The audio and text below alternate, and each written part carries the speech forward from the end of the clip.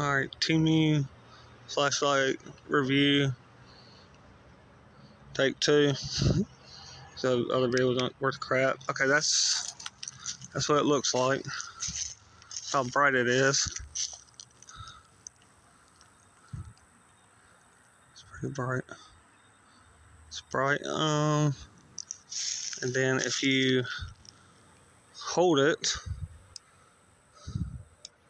that light comes on, the side light. If you hit the same button, it goes red.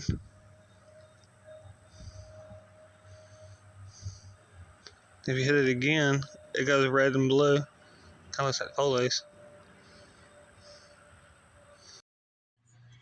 Alright, we're inside now. I can show you. So there's the power button.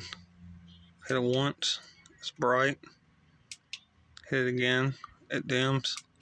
Hit it again, it flashes. Hit it again, it's off. Hold it, and the side light comes on.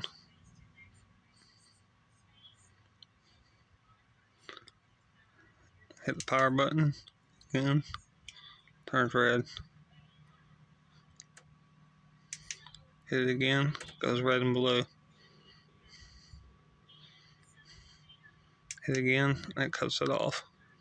That's it.